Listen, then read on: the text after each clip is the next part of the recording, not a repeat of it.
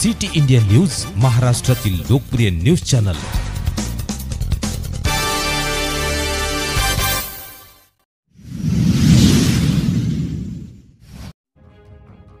भाजप सदस्य नोंदणी अभियानाची देगलुरात सुरुवात।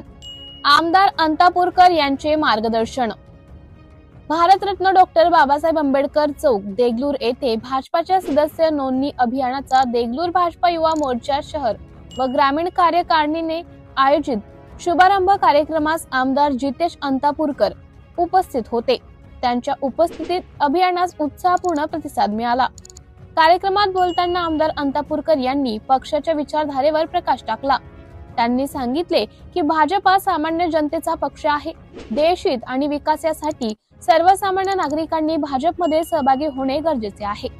पक्षाचा प्रत्येक कार्यकर्ता समाजसेवेचा एक महत्त्वाचा घटक आहे।